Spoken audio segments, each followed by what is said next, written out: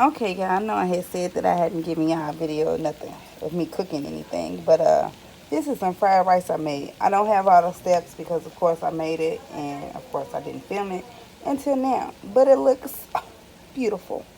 Only thing is missing is some green onions. I didn't have any and I didn't feel like going to the store. Period. So I basically fried my egg, scrambled it in the grease.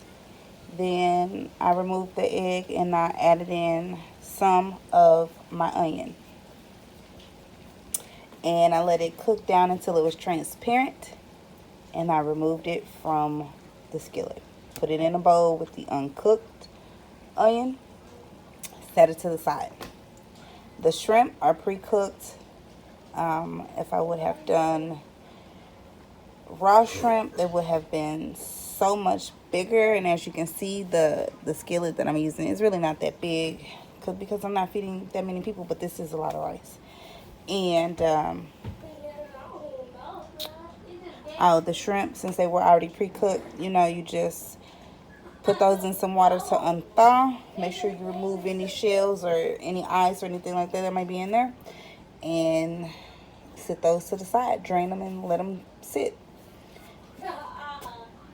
You cook your rice usually the day before, and you want to set it out to dry, not to dry, you want to set it out to cool, and you want to spread it out as much as you can. So you want to use the big pan to spread it so that it can cool quickly, and then you can put it in the fridge and or in the freezer. If you're going to make it the next day, you could put it in the fridge and or the freezer. I prefer to put it in the freezer because it fries much better when it's cold, when it's frozen. So, but today it was an all-in-one, one step on one day, not the day before and all of those prep. So you can do it all in one day. I actually made my rice today, early this afternoon, probably about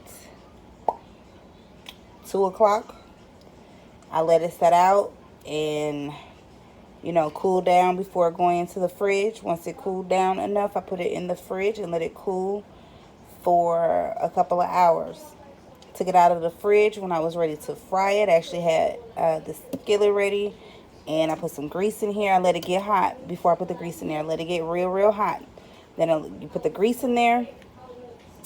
Then let that get hot. Once that get hot, then you can add your rice in. You don't want to add it all in at one time. You want to portion it depending on how much rice you have to make. If it's just make one serving, you can put it all in there at one time. But, I have a big family, so, portions. But, of course, you use soy sauce. They recommend that you use dark soy sauce, but it's so hard for me to find. So, of course, this is what I used. I used a little bit of Worcestershire sauce. I used a little bit of sesame oil. Hold on, let me grab it.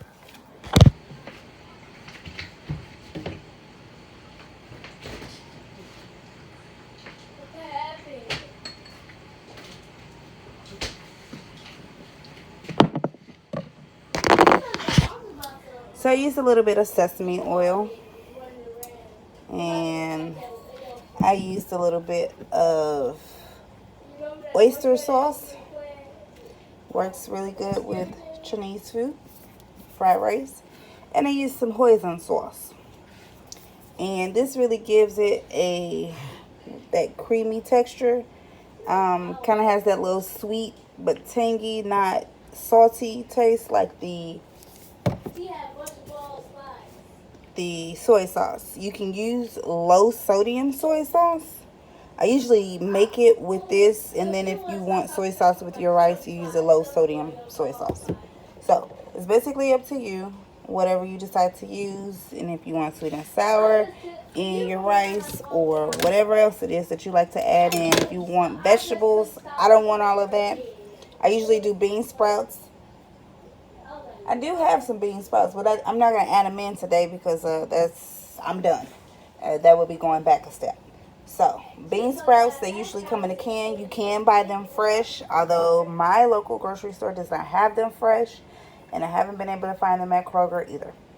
Nonetheless, I buy them in a can, I strain them, I rinse them real good, and set them to the side to dry.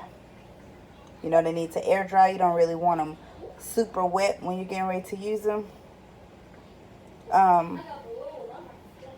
And that's that. So, thank you for tuning in. It's your girl Candy. And as you can hear, children are at it. So, you all have a wonderful evening.